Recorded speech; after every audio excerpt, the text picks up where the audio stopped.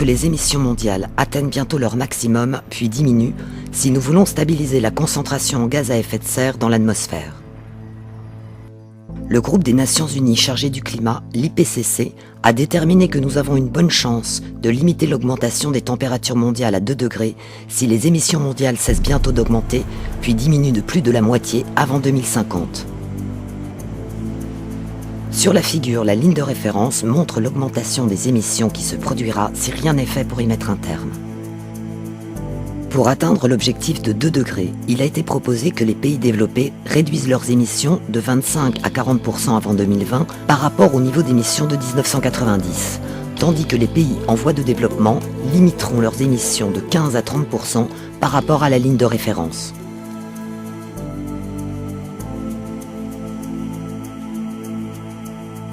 Limiter les émissions par rapport à la ligne de référence signifie que les émissions peuvent encore croître pendant un certain temps, mais pas aussi rapidement que si l'on ne prenait aucune mesure supplémentaire.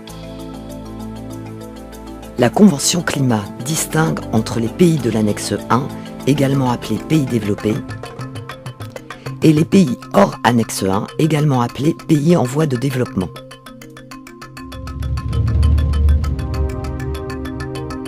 Tous les pays de l'annexe 1 acceptent de réduire leurs émissions, mais certains jugent irréaliste et inutile de viser une réduction de 25 à 40% avant 2020, tandis que d'autres jugent trop risqué d'attendre.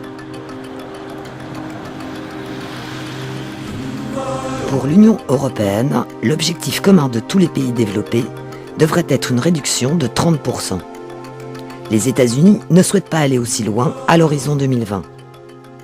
Pour eux, ce qui compte, c'est de trouver une voie viable entre aujourd'hui et 2050.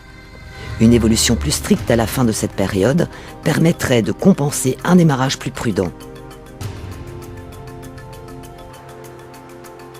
La plupart des pays développés prévoient de réduire leurs émissions, mais ils allèguent aussi qu'ils ne réaliseront de fortes réductions que si les pays en voie de développement acceptent également certaines obligations.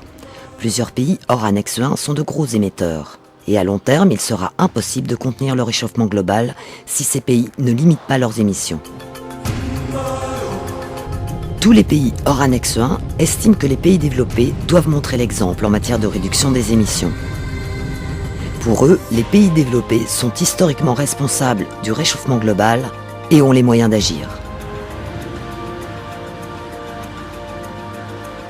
De plus, la plupart des pays en voie de développement acceptent de limiter leur hausse des émissions par rapport à la ligne de référence, mais sans parvenir à de véritables réductions avant 2020. L'ensemble des pays reconnaît que les pays à faible revenu ont besoin de soutien pour limiter leurs émissions.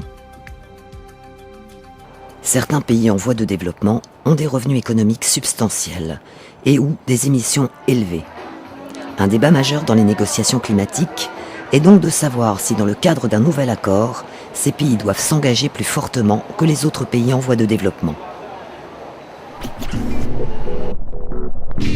Certains pays pensent que dans le cas contraire, il sera impossible de limiter suffisamment le réchauffement global, même en fixant des objectifs très ambitieux aux pays de l'annexe 1. D'autres estiment qu'il est injuste de traiter ces pays différemment des autres pays en voie de développement. Quand on réfléchit à qui doit limiter ou réduire ses émissions et de combien, certains préfèrent considérer la santé économique du pays. D'autres préfèrent considérer le volume des émissions. D'autres encore pensent qu'il faut tenir compte des deux paramètres. Les émissions peuvent être mesurées par pays ou par habitant.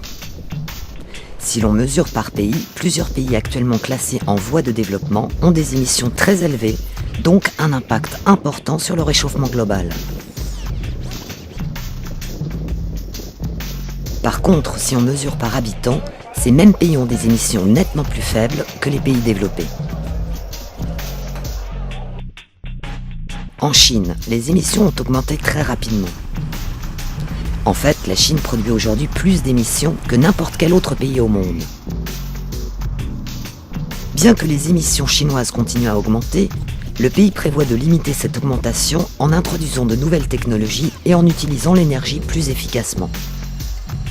Les sociétés chinoises qui produisent des batteries, des voitures électriques, des panneaux solaires et des turbines éoliennes sont en pleine croissance.